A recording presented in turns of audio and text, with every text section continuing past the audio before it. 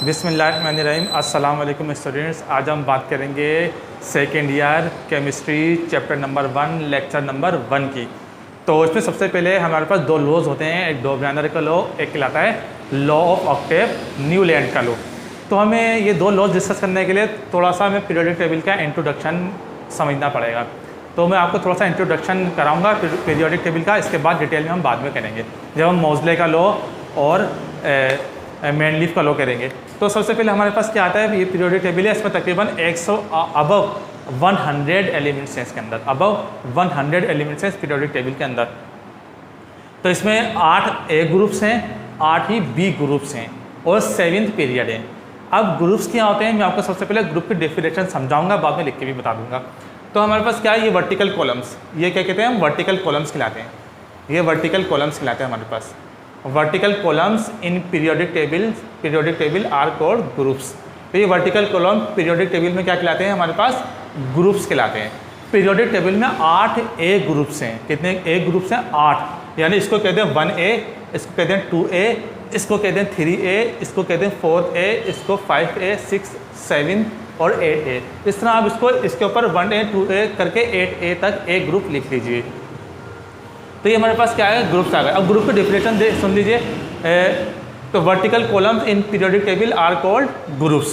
Periodic table में 8 ए groups हैं और बी ग्रुप भी 8 हैं। 8 ए ग्रुप्स हैं और 8 ही बी ग्रुप्स हैं। ये बी ग्रुप्स में आते हैं, इसके बारे में ज़रा डिटेल में बात करेंगे, अभी नहीं करेंगे। तो हमारे पास पीरियोडिक टेबल में vertical columns in periodic table are called groups. अब हमारे पास पीरियड आते हैं, तो हमारे पास पीरियड क्या है, पीरियड 7th है। यानी पीरियोडिक टेबल में ये मॉडर्न पीरियोडिक टेबल है, मोज़ले का पीरियोडिक टेबल है। इसमें हमारे पास कितने पीरियड हैं, 7 पीरियड हैं, 7। यानी देखिए 1 यहाँ लिख लीजिएगा, 1 2 3 4 5 6 7। यानी फर्स्ट पीरियड कौन सा है, हाइड्रोजन टू हीलियम तक फर्स्ट पीरियड है।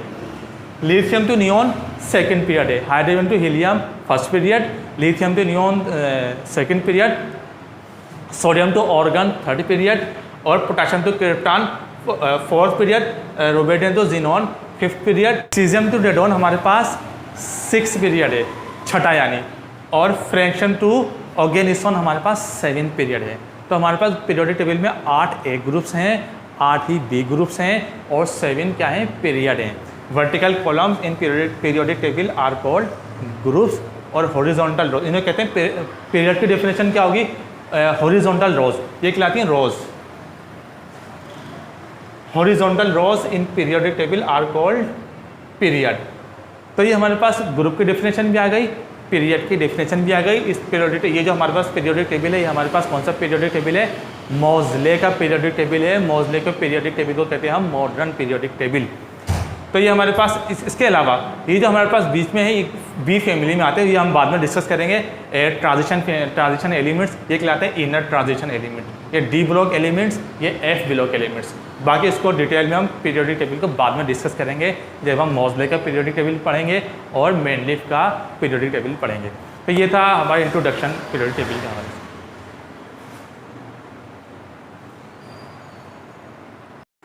Welcome back students. जैसा कि अभी हमने लेक्चर नंबर 1 चैप्टर नंबर 1 में पीरियोडिक टेबल का हमने इंट्रोडक्शन देखा। अब हमें क्या करना है, सबसे पहले पीरियोडिक टेबल की डेफिनेशन देख लीजिए। The orderly arrangement of elements, the orderly arrangement of elements is called periodic table. अनासर को खास तरतीब के साथ रखना, एलिमेंट्स को खास अरेंजमेंट के साथ रखना क्या कहलाता है, पीरियोडिक टेबल कहलाता है। अब हमारे पास क्या है, कुछ क्लासिफिकेशन हमारे पास। सबसे पहले हमारे पास क्या है, डो ब्रानर्स क्लासिफिकेशन। सवाल क्या आएगा, डिस्क्राइब डो ब्रानर्स क्लासिफिकेशन। इस क्लासिफिकेशन को हम जरा देखें क्या है। डो ब्रानर हमारे सामने क्या बात की, तो central atom of each set of triad has an atomic mass almost equal to arithmetical mean of the atomic masses of other 2 elements. ये हमारे पास क्या रहा है, ये इन्होंने तकरीबन क्लासिफिकेशन में बहुत ज़बरदस्त बात बताई थी जो बाद में प्रूफ नहीं हो पाई सही तरीके से। तो मिसाल के तौर पे हमारे पास क्या है, ये ग्रुप फर्स्ट है हमारे पास। अगर मिसाल है, इसलिए मैंने आपको ग्रुप समझाया। ग्रुप फर्स्ट है में हमारे पास क्या है, हाइड्रोजन है, लिथियम है, सोडियम है, पोटेशियम है, रुबिडियम है और सीजियम है। अब मिसाल के तौर पे हम क्या करते हैं, अर्थमेटिकल मीन की बात करिए। मीन आपको पता ही क्या होता है, 3 एलिमेंट्स को 3 वैल्यूज हो, उनको 3 से डिवाइड करते हैं तो मीन बन जाता है। मिसाल के तौर पे अब हमने क्या, जब हम अर्थमेटिकल मीन एलिमेंट्स की बात करते हैं तो हमारे पास क्या है, ग्रुप फर्स्ट ले लिया, इसलिए मैंने आपको ग्रुप समझाया। वर्टिकल कॉलम क्या कहलाता है, ग्रुप कहलाता है। ग्रुप फर्स्ट में हमारे पास हाइड्रोजन है, लिथियम है, सोडियम है, पोटेशियम है, रुबेडियम है और सीजियम है। हम ले लेते हैं लिथियम को और पोटेशियम को। लिथियम का एटॉमिक मास कितना हमारे पास 7 है, पोटेशियम का कितना है 39 है। ये हमारे पास डोप डालने का क्लासिफिकेशन क्या रही है हमें, मिसाल के तौर पर 7 + 39 और 2 से डिवाइड कर दें, यानी कि एक ग्रुप में 3 एलिमेंट्स ले लें, ऊपर वाले एलिमेंट्स को नीचे वाले एलिमेंट्स को। 3 एलिमेंट्स हमने ये ले लिए, ऊपर वाले एलिमेंट्स को और नीचे वाले एलिमेंट्स को हमने क्या किया, इन दोनों के एटॉमिक मासेस को जमा कर लिया, प्लस कर लिया, जैसे हमने यहाँ किया, और 2 से डिवाइड कर दें, क्योंकि 2 को जमा किया, मीन के लिए 2 से ही डिवाइड करेंगे तो क्या बन जाएगा, ये 46 बन जाएगा। ये क्या आएगा 46 आ जाएगा, 2 से डिवाइड करेंगे 23 आएगा। तो क्या कह रहे हैं डोप डायनर ने हमारे पास क्या तोजी पेश की, क्या बात हमें बताया डोप डायनर ने कि ग्रुप किसी भी एक ग्रुप में 3 एलिमेंट्स अगर हम ले लें, पहले वाले का एटॉमिक मास और थर्ड वन जो है उसका एटॉमिक मास हम क्या करें, दोनों को जमा कर लें, 7 + 39, जैसे इसका 7 है + 39 है, और 2 से डिवाइड कर दें तो बीच वाले का एटॉमिक मास हमारे पास आ जाएगा, जो सेंट्रल एटम है उसका एटॉमिक मास हमारे पास आ जाएगा, जो कि 23 है। तो सोडियम का जाहिर सी बात है, बात भी सही है, सोडियम का एटॉमिक मास कितना हमारे पास, या मास कितना है 23 है। तो ये डोप डायनर की क्लासिफिकेशन के मुताबिक एक हद तक तो सही है, लेकिन तमाम पीरियोडिक टेबल पे इसको अप्लाई नहीं कर सकते। इसके बाद हम इसकी एक दूसरी एग्जाम्पल ले लें।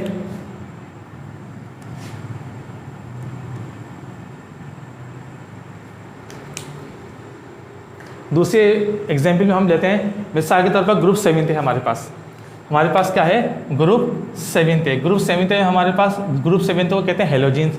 ग्रुप 7 में हमारे पास भी कुछ एलिमेंट्स हैं, जैसे फ्लोरीन हो गया, क्लोरीन हो गया, ब्रोमीन हो गया, आयोडीन हो गया, एस्टाटीन हो गया। खैर हम बात करते हैं क्लोरीन की और आयोडीन की, कोई से भी 3 को ले सकते हैं, लेकिन हमने जो आमतौर पर जान पहचाना उन 3 को ले लेते हैं। क्लोरीन का एटॉमिक मास हमारे पास कितना है 35.5 हैगा। आयोडीन का हमारे पास एटॉमिक मास कितना है 26.5 हैगा। अब हम क्या करेंगे, ब्रोमीन का, क्लोरीन को और आयोडीन को, इसके एटॉमिक मास अगर हम जमा करें, मिसाल के तौर पे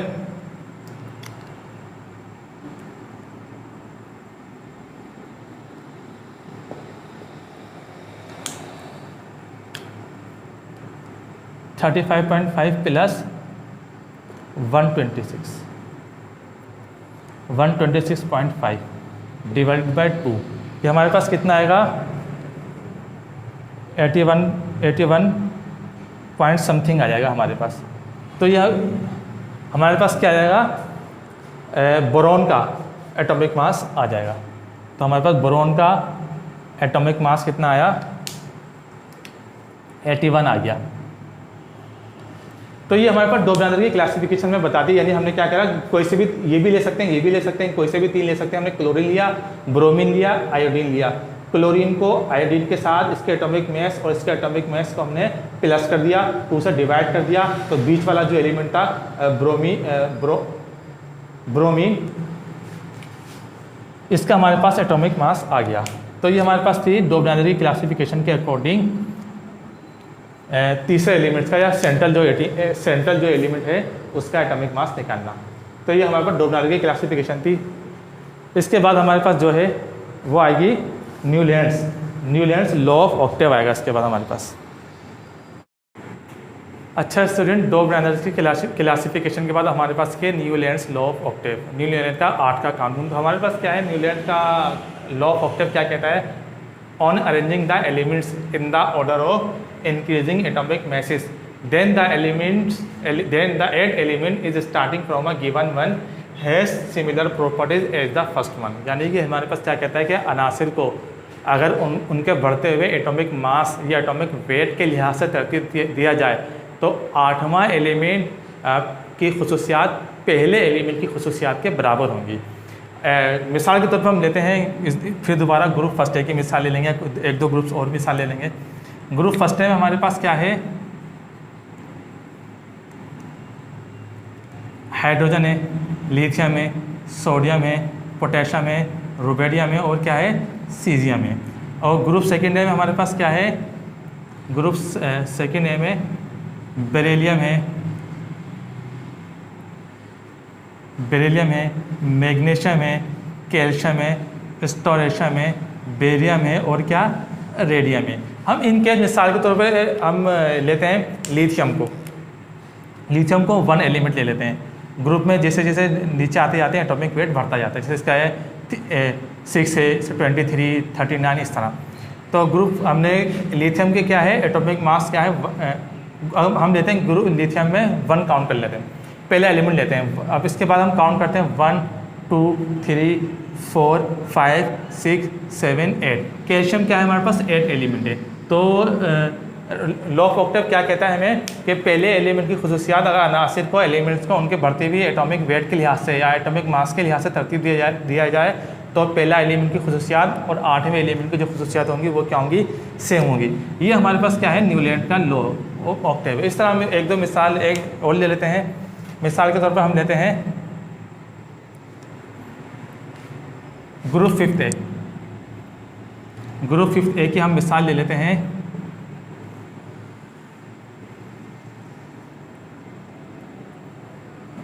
नाइट्रोजन, फास्फोरस, आर्सेनिक, एंटीमनी और बिस्मिथ ले लेते हैं। और ग्रुप 6A में हम ले लेते हैं ऑक्सीजन हो गया, सल्फर हो गया, सेलेनियम हो गया, टेलोरम हो गया और पोलोनियम हो गया। इन केस हम लेते हैं नाइट्रोजन को फर्स्ट एलिमेंट ले लेते हैं, या नाइट्रोजन को ले लेते हैं हम 1 काउंट कर लेते हैं। नाइट्रोजन को हम अगर फर्स्ट एलिमेंट काउंट कर लें तो अब काउंट ले लें, नाइट्रोजन का अगर हम फर्स्ट एलिमेंट ले लें तो 1 2 3 4 5 6 7 8। तो हमारे पास क्या है सेलेनियम, नाइट्रोजन की खुसूसियात और सेलेनियम की खुसूसियात हमारे पास क्या होंगी, सेम होंगी। तो ये इस तरह जो है उसने ग्रुप्स की बुनियाद पर अनासिर के उनकी सिमिलर प्रॉपर्टीज़ के बारे में न्यूलैंड लॉ ऑफ ऑक्टेव में बताता है। तो ये था आज का लेक्चर। Thank you.